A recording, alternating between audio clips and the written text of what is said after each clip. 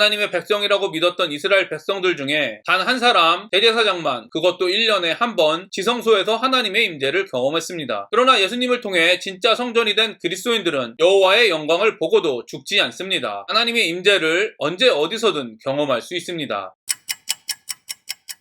안녕하세요. 바이블 TMI의 마카리오스입니다. 오늘 본문은 열왕기상 8장 1절부터 11절입니다. 오늘 말씀은 솔로몬이 언약궤를 성전의 지성소로 옮기는 과정입니다. 성전 건축 재료와 상징뿐 아니라 성전 의식을 통해서 하나님이 인간에게 무엇을 원하시는지 알 수 있습니다. 성전이 완공된 달은 8째 달입니다. 그러나 오늘 말씀에 의하면 언약궤를 가지고 오는 의식은 7째 달입니다. 즉 11개월을 기다려 의도적으로 7째 달에 의식을 거행했다는 것입니다. 그렇다면 솔로몬은 왜 성전 완공 후 11개월을 기다려 성전 봉헌 의식을 했을까요? 7째 달은 이스라엘 백성들에게 있어서는 해가 바뀌는 달입니다. 그래서 7째 달 1일에는 신년식을 거행했었습니다. 지금도 많은 사람들이 1월 1일이 되면 예전의 것은 버리고 더 나은 삶을 살기 위하여 새로운 다짐을 합니다. 아마도 솔로몬은 성전 헌당 의식을 통해 이스라엘 백성들과 더 좋은 나라를 만들기 위해 새로운 다짐을 했을 것입니다. 하지만 7째 달에 이스라엘에게 중요한 절기는 단연코 속죄일과 초막절입니다. 7째 달 10일인 속죄일은 대제사장이 지성소에 들어가 이스라엘의 죄를 속죄하는 날입니다. 여러분들이 잘 아시다시피 대제사장은 1년에 한 번 속죄일에만 지성소에 들어갈 수 있었습니다. 그래서 법궤가 지성소에 들어가기 위해서는 속죄일이 있는 7째 달에 성전 봉헌 의식을 했을 것입니다. 레위기를 보시면 대제사장이 지성소에 들어가기 위해 엄청난 정결 의식을 행합니다. 그리고 속죄 의식을 행합니다. 하나님의 영광이 있는 곳에 죄가 있는 인간이 들어가면 죽기 때문입니다. 법궤 역시 만지면 안 됩니다. 하나님의 임재와 영광을 상징하는 법궤를 죄가 있는 인간이 만지면 죽기 때문입니다. 아마도 이런 이유 때문에 솔로몬은 이스라엘의 민족적 죄를 회개하고 성전 헌당 의식을 하기 위해 11개월을 기다렸을 것입니다. 초막절은 40년 광야 생활 동안 보호해 주신 하나님을 기억하고 감사하는 절기입니다. 초막절은 7째 달 15일부터 22일까지입니다. 아마도 솔로몬과 이스라엘 백성들은 광야 생활 동안 이스라엘을 보호해 주신 하나님이 지금도 앞으로도 지켜주실 것이라고 기대하며 성전 봉헌 의식을 행했을 것입니다. 지금까지 살펴본 솔로몬의 성전 건축 과정은 재료 하나, 크기 하나 그냥 지어지지 않았습니다. 완공된 성전에 들어가는 헌당 의식조차 11개월이나 기다려야 할 만큼 그냥 하지 않았습니다. 그럼에도 불구하고 솔로몬 성전은 결국 무너지고 파괴되었습니다. 그러나 하나님께서는 예수님을 통해 그리스도인을 결코 무너지지 않는 성전으로 세우셨습니다. 하나님이 약속하신 성전은 오늘 말씀처럼 그냥 주어진 것이 아닙니다. 예수님을 통해 성전의 건축 재료, 과정, 의식 등이 모두 우리 안에서 이루어졌습니다. 즉 우리의 죄가 해결되었으며 앞으로도 우리를 보호해 주실 것이 이미 이루어졌으며 온전한 거룩한 몸으로 변하게 될 것이 이미 이루어졌습니다. 이쯤에서 자신은 예수님이 세우신 성전인 그리스도인이라고 믿는 여러분들에게